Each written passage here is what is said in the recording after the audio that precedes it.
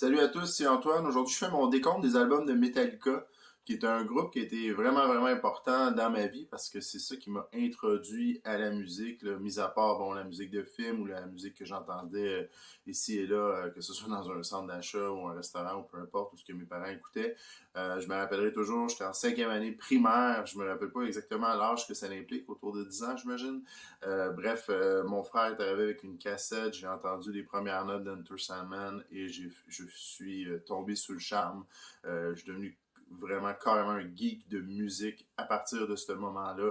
J'ai commencé vers le métal, ensuite j'ai découvert le trash metal, le death metal, tous les différents types de métal, puis ensuite le punk rock, la musique francophone, les groupes d'ici, que ce soit les colocs, par la suite les Cowboys Fringants, peu importe. Là, j'ai vraiment élargi mes horizons, mais au début c'était surtout le métal, Metallica étant vraiment le premier. Donc, j'ai décidé de faire un décompte. Je sais que tout ce qui est post-Black Album, en général, est assez boudé de la plupart des fans de la communauté. Moi, je suis quelqu'un qui aime quand même différents styles musicaux. Alors, oui, j'ai certains albums post-Black Album qui vont aller au-delà de certains albums de leur période trash. Je sais que c'est très controversé. Ça dépend comment je file parce que parfois je file vraiment pour justement écouter les 4 premiers albums. Des fois je file pour quelque chose de plus rock slash heavy metal avec le Black Album et d'autres trucs qui viennent par la suite ou même un côté plus Southern Rock avec Load Reload. Donc chaque album, pour moi, a vraiment une identité propre. Ça, c'est quelque chose que je respecte beaucoup de Metallica, mais en même temps, je suis quand même capable de comprendre ceux qui ont décroché, parce que, évidemment, le style a changé, l'approche était différente, c'était plus nécessairement ce qui est recherché avec ce groupe-là. Première des choses, je ne compte pas tout ce qui peut être EP ou album de cover, donc pas Garage Inc., ni Beyond Magnetic pour ce qui est d'un EP. Je compte pas les albums live, même si j'adore les deux albums live symphoniques, mais pour moi, c'est pas des albums à part entière. Je compte pas non plus le démo no Life Till Later, donc c'est vraiment les 10 albums. Et je me lance. Donc en 10e position, j'aurais vraiment aimé classer cet album-là plus élevé. C'est le plus mal aimé des albums de Metallica, mais je suis obligé de le mettre en 10e position moi aussi, c'est Saint Anger. Euh, je crois que je fais partie des gens qui l'aiment plus que la moyenne, mais je comprends ceux qui l'aiment pas. Je m'explique, les arguments qui viennent à l'encontre de Saint Anger, les deux qui reviennent le plus souvent, d'une part, c'est le son du snare. Puis je suis obligé d'avouer que moi aussi, j'aime pas le son du snare sur l'album. Par contre, je suis prêt à mettre ça sur le dos de l'expérimentation. Metallica, quand même un groupe qui essaie des nouvelles choses, ça, on peut pas leur enlever ça. Donc, en ce sens-là, je peux vivre avec, même si non, je pense que c'est une expérimentation qui est un peu mal tournée. Le deuxième argument qui revient le plus souvent, c'est l'absence de solo. Moi, ça, je dois admettre que ça me dérange pas du tout. Okay? En fait, je comprends que Metallica, c'est un groupe on est habitué d'entendre des solos pratiquement dans chaque tune, puis c'est correct, mais justement, on a déjà entendu des solos pratiquement dans chaque tune, donc d'avoir un album qui avait une approche différente, plus garage, moi j'aimais l'idée en fait. Moi, ce qui me dérange sur cet album-là, ce qui selon moi gâche littéralement l'album, c'est les répétitions, ça finit plus de finir. Les tunes sont vraiment longues, puis j'ai rien contre les tunes longues, là. Je veux dire, je suis un fan de Rime of the Ancient Mariner de Iron Maiden qui dure 13 minutes, ou à la limite pour rester dans Metallica, j'adore la tune Outlaw Torn sur Load qui dure 9 minutes 52 si je me rappelle bien. Donc c'est pas le problème, c'est quand c'est long puis que ça file long. Juste pour donner une idée, au début de la chanson titre Saint Anger, il répète littéralement, je l'ai compté 21 fois avant que le couplet embarque. Oui, je comprends, il y a 4 fois tout seul. Ça, 4 fois avec le bass drum. Après ça, il y a des petites passes de drum avec la bass qui embarque. Après ça, ça embarque plus pesant. Après ça bûche, mais ça répète. Mais l'affaire, c'est que c'est comme ça dans toutes les tunes sur l'album. Puis déjà, en partant, Metallica, c'est un groupe qui il y a quand même beaucoup de répétitions. Il y a un petit côté prog dans la mesure qu'ils savent prendre un riff puis vraiment le faire évoluer. Ils savent vraiment jouer autour, tisser autour, tricoter autour d'un riff puis tout ça, ils sont super bons là-dedans. Mais c'est peut-être mon côté punk rocker. J'aime quand c'est un petit peu plus expéditif. Puis là c'est trop pour moi. C'est que ça finit juste plus de finir. Puis c'est toutes les tunes. Puis c'est presque systématique. T'as 4 fois le riff tout seul. 4 fois le riff avec le bass drum. 4 fois, puis c'est vraiment des coups de 4, tu peux quasiment voir les copy-paste, là. sensiblement, on s'entend. Donc pour moi, c'est plutôt ça qui me dérange. Ils ont fait la tune Some Kind of Monster, bon, quand ils ont sorti le film là, pour le documentaire sur l'enregistrement de l'album, ils ont fait un remix de la chanson Some Kind of Monster qui passe de 8 minutes et des poussières à 4 minutes et des poussières. C'est littéralement la moitié, puis ils ont changé le son du drum. Puis elle est super bonne, cette version-là. Je pense que si tout l'album avait eu le droit à un traitement comme celui-là, qui fait vraiment plus justement garage, qui fait plus ado, un peu plus... parce que plus enragé. Moi, j'adore le titre Saint-Anger, soit dit en passant. C'est un titre que j'aime, puis j'aimais l'idée, mais pas des tunes de 8 minutes. Les bandes de garage, la plupart, c'est pas ça, tu sais, l'espèce d'énergie, le côté vraiment straightforward, là, des tunes un peu, justement, si on prend Metallica à la Motor Breath ou Whiplash dans le temps de Kill 'Em All, quelque chose dans ce genre-là, mais vraiment qui rentre, je pense que Saint-Anger avait énormément de potentiel. Il y a même un groupe, en fait, c'est 2 personnes qui ont réenregistré l'album au complet. Ils jouent tous les riffs. Au lieu de durer genre 72-73 minutes, ça dure comme 59-60 minutes. Il y a littéralement presque 15 minutes de couper, puis ils n'ont coupé aucun riff. Donc ça en dit long sur les répétitions. Et pour moi, c'est bien plus ça que l'absence de solo ou le son de snare qui gâche l'album. Mais il y a quand même des trucs où je trouve mon compte. La chanson titre, moi je l'aime bien. Bon, la version vidéoclip durait 5 minutes et des poussières. Quand je suis arrivé et j'ai écouté l'album 7 minutes, j'étais comme... Pourquoi? Il y a 2 minutes de plus, mais il n'y a rien vraiment de plus dans ces 2 minutes-là, c'est juste des répétitions. Mais sinon, mais je l'aime bien, Some 2, puis live, elle marche bien. Frantic, moi je la trouve très cool. Some Kind of Monster, surtout la version remasterisée, pas remasterisée, mais remixée, je la trouve vraiment très cool. The Unnamed Feeling, c'est ma tune préférée sur cet album-là, je la trouve bonne. J'aime bien une je pense que personne n'en parle, dans le cas de Saint-Anger, c'est quasiment une bonne chose, c'est Shoot Me Again, que je trouve vraiment très cool. All Within My Hand, la dernière, qui ont fait une version acoustique, justement, ou la version sur l'album symphonique, le deuxième, là, SNM2, je la trouve vraiment très cool. Donc je trouve qu'il y a vraiment des bons trucs sur cet album-là, somme toute. Non, je suis pas un fan de Purify, ni Sweet Amber, pas tant non plus, Invisible Kid non plus, My World. Je ne pas tant sur ce là mais j'estime qu'il y a quand même des bons trucs, puis je trouve mon compte dans Saint-Anger, malgré tout. Je veux dire, je me considère comme un fan de Metallica. Je sais que c'est l'album le plus détesté du groupe, mais en même temps, on en jase. Fait qu'en quelque part, ils ont quand même réussi quelque chose avec ça. Mais voilà, 10e position. Il y a beaucoup de si, vous allez voir dans le cas de Metallica. Ah, si ça avait été fait comme ça. Ce qui m'amène à la 9e position, et je vais avec Reload. Et là, encore une fois, il y a un si. Bon, Load, Reload, évidemment, c'est là que la grosse... Ben, il y en a pour qui c'était le Black Album. En tout cas, dans mon cas, la grosse controverse, ça a plus été Load et Reload.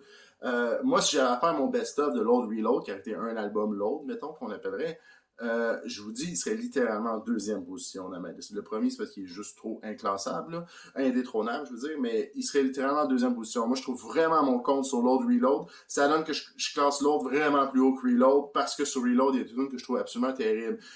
Attitude, Better Than You, Slither, je pense, je suis pas sûr que je prononce bien, je pense que c'est les 3 P tunes de Metallica, tout album confondu, selon moi. Donc ça, c'est sur Reload.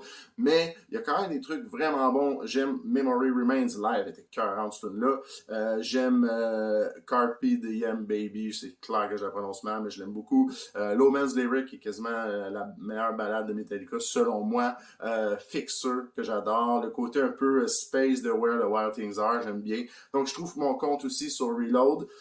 Puis, en même temps, je suis content d'avoir accès aux 2 albums, même si somme toute le niveau de qualité baisse, parce que je trouve que la quantité a comme pris le dessus sur la qualité, parce que vraiment que mon best-of personnel de Load Reload n'aurait pas été l'album que le groupe aurait sorti, parce que moi, dans mon best-of personnel, probablement que Fuel n'aurait pas été là, puis dans les tunes de l'autre, probablement que Hero of the Day n'aurait pas été là, puis c'est clair que, d'après moi, s'il y avait eu un seul album, l'autre, ces 2 tunes auraient été dessus. Puis il y a des tunes comme justement Fixer, je suis pas sûr qu'il l'aurait mis dessus, puis moi, je trouve que c'est vraiment une très très bonne tune. Donc, somme toute, je veux dire, ça n'a pas été un coup de foudre, ni un ni l'autre. Il a fallu plusieurs écoutes, mais maintenant, je trouve vraiment mon compte dans ces albums-là, sauf que Reload, je le classe en 9e position. Ce qui m'amène à la 8e position. Ça me fait un peu mal. J'aurais aimé ça classer cet album-là plus haut, parce que c'est quand même le tout dernier, donc Hardwired to Self-Destruct. Je trouve mon compte sur cet album-là. Je comprends pas tout à fait l'idée d'album double dans la mesure où, ben, premièrement, on est dans une ère où les gens écoutent la musique de façon numérique. Puis, je veux dire, si on prend les 2 CD mis ensemble sur un CD, c'est moins long que Load ou Reload. Donc, ça aurait clairement rentré sur un CD. Mais bon, ils ont voulu faire vivre cette expérience-là, puis ça fait une pochette quand même cool. Mais somme toute, j'ai pas trouvé ça totalement pertinent. C'est pas comme Book of Souls d'Iron Maiden que clairement les deux CD n'entrent pas. Sur un CD, il n'y a pas assez de place. Alors que dans ce cas-ci, c'est pas le cas. Cet album-là, si ça avait eu un peu une approche, un peu comme les albums des années 80 de entre 8 et 10 tunes, moi, s'il avait coupé Am I Savage, Murder One, peut-être même Mankind, ça aurait été vraiment un très bon album. Il aurait été plus haut dans ma liste parce que le niveau de qualité aurait été plus élevé. Je trouve qu'il y a quand même vraiment des très bons trucs. Spit Out the Bone, la toute dernière tune, j'ai trouvé cœur, vraiment. J'aime bien Confusion puis Here Comes Revenge. Bon, ça a donné que j'ai commencé par le deuxième CD. Sinon, sur le premier CD, je les aime toutes. Now That We're Dead, un peu moins, mais je trouve ça cool ce qu'ils ont fait live avec les percussions, par contre. Là. Sinon, Hardwire, la tune titre, c'est la première tune que j'ai entendue de cet album-là et j'étais vraiment enthousiaste. C'est une tune de 3 minutes. J'étais comme, wow, ils vont-tu vraiment faire un album justement avec des tunes comme j'ai mentionné, comme Motor Breath, là, des tunes de 3 minutes qui bûchent ou Trap It Under Ice sur Ride the Lightning. Tu sais, je me suis dit, Metallica qui se claque un album de tunes courtes, me semble que ça ferait du bien. Tu sais, les tunes sont tout le temps longues, surtout depuis en tout cas, les derniers albums, puis même avant ça, Justice for All aussi, les tunes finissent plus de finir. Donc, je me suis dit, ça pourrait être vraiment cool. Mais finalement, c'est la seule sur l'album qui est comme ça. J'avoue que ça m'a un peu déçu, même si c'est des très très bonnes tunes. Je veux dire, Hello on Fire, c'est un classique pour moi. Ben, c'est un futur classique, mais c'est pas du tout dans la même lignée que la chanson Hardwire. J'aurais aimé ça en avoir un petit peu plus, des comme ça. Mais, somme toute, je l'aime bien. Je pense que c'est l'album le plus varié de Metallica. Tu sais, il disait, autant Death Magnetic, qui ont retourné un peu plus à l'époque Master of Puppets and Justice for All dans l'approche. Puis dans celui-ci, c'est vraiment il disait Kill 'Em All Black Album, là, comme un peu plus, t'as de l'agressivité, la simplicité de Kill 'Em All, puis t'as la pesanteur du Black Album, puis même, je dirais, Load Reload aussi, un peu, donc il est vraiment, c'est un album très varié, très cool, c'est juste que bon, vu qu'il y a une couple de tunes que j'aime moins, je suis obligé de le faire baisser dans mon classement. Voilà, donc 8e position pour Hardwire. Et là, je m'apprête à commettre mon premier sacrilège absolu, c'est-à-dire classer un album, un des 4 premiers albums avant ceux d'après. Mais en 7e position, moi j'y vais avec Injustice for All. Je sais, et je vais me faire lancer des tomates pour ça, puis ça va, je comprends. Mais pour moi, Injustice for All souffre sensiblement des mêmes problèmes que Saint Anger. Et je m'explique. Ok, non, c'est moins pire que Saint Anger, on va se le dire, là. Mais je trouve que d'une part, les tunes sont infiniment trop longues. Tu sais, la chanson titre Injustice for All est écœurante, là. Tous les riffs sont bons, là, j'ai rien à dire. Mais les répétitions, là, tu sais, t'as l'intro smooth, là, après ça devient pesant, là, ça redevient smooth, là, ça redevient, c'est-tu vraiment nécessaire de répéter autant, puis t'as comme le couplet, puis après ça, t'as une espèce de long refrain, là, tu sais, qui est en plusieurs sections, ou pré-refrain, appelez ça comme vous voulez, t'as pré-refrain, refrain, post-refrain, je sais pas comment appeler ça rendu là, mais bon, c'est un très très long refrain, et toute cette section-là, il la répète 3 fois dans la tune. Puis c'est pour ça que la tune a duré littéralement 9 minutes 44, mais selon moi, il n'y avait pas matière à ce que cette tune-là dure 9 minutes 44. Puis c'est dommage parce qu'elle est bonne. Là. Elle est bonne, il n'y a pas rien de mauvais dans cette tune-là. Contrairement à Saint Anger, les répétitions sont vraiment plus, entre guillemets, tolérables parce que les riffs sont juste meilleurs pour la plupart. Puis il y a des mélodies, il y a des solos, tout ça, fait que ça vient remplir un peu les répétitions, là, pour dire ça comme ça. Sinon, ben oui, Classic One, je veux dire, c'est une des plus grandes chansons du groupe. Mais ça donne que mes 2 préférés cet album-là, c'est les 2 plus courtes, Harvester of Sorrow puis Dyer's Eve, la dernière. Dyer's Eve, d'ailleurs, c'est dans mon top 5 de meilleurs tunes Metallica à vie. J'ai trouvé 40 celle-là. Mais somme toute, sur l'ensemble de l'œuvre, je le trouve un peu lourd à écouter. Puis depuis que j'ai commencé à écouter d'autres styles musicaux avec des chansons un peu plus straightforward, ce genre de tune-là avec des répétitions, ça me dérange plus qu'avant.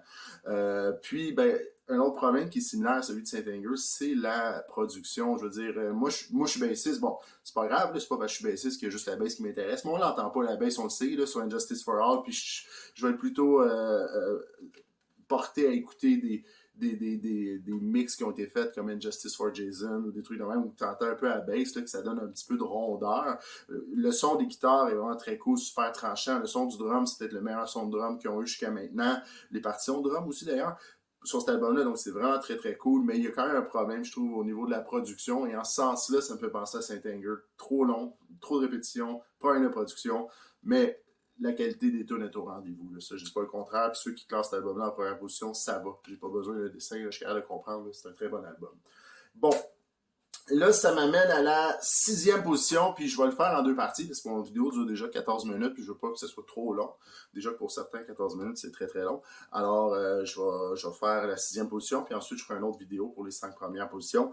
Je me lance avec un autre sacrilège, avec Kill 'Em All. Kill 'Em All, j'adore cet album-là, j'ai rien à dire. C'est sûr que la production, c'est plutôt juvénile, ça a son charme. C'est un album que j'aime de A à Z. Mes préférés, c'est vraiment Whiplash puis Motor Breath, les deux tunes les plus straightforward de l'album. Bon, j'aime beaucoup The Forest Man, Seek and Destroy, c'est un classique, là, c'est clair. Bon, là, j'ai la version avec Emma Evil puis Blitzkrieg, là, mais j'y compte pas parce que je veux vraiment compter des albums, là, vraiment comme il était à l'origine, là, sans compter les bonus puis whatever. Là. Alors, mais Emma Evil, je dois admettre que j'aime vraiment beaucoup ce cover-là. Sinon, ben, Anastasia, le solo bass de Cliff Burton, c'est absolument mémorable et classique. Donc, il y a plein de bons trucs. Je trouve qu'il est un peu cheesy. Les côtés des paroles, je veux dire, Metallica, c'est pas le groupe que j'écoute le plus pour les paroles. Les textes, je veux dire, c'est pas mauvais, mais il y a des. Mais dans Kill 'Em All, il y a vraiment des trucs cheesy. Là. Je veux dire, No Life Till Letter. Il y en a qui ont peut-être trouvé ça bien hot là, en 83 quand c'est sorti. C'était peut-être bien badass, là, mais aujourd'hui, je trouve ça vraiment quétaine. Fait qu'il y a des trucs comme ça qui me dérangent un petit peu dans l'album, qui font que je l'écoute, je le trouve un peu quétaine, même si j'aime l'énergie, mais ça fait en sorte qu'il baisse peut-être un petit peu dans mon classement, donc c'est pour ça que je le mets en 6e position. Voilà, donc c'était ma première partie de Metallica, je vais essayer de faire la deuxième partie le plus tôt possible, il en reste 5 albums, puis ben c'est ça, merci pour l'écoute, c'est vraiment juste pour le plaisir de partager mes goûts, de discuter avec des geeks comme moi. Donc sur ce, bonne journée.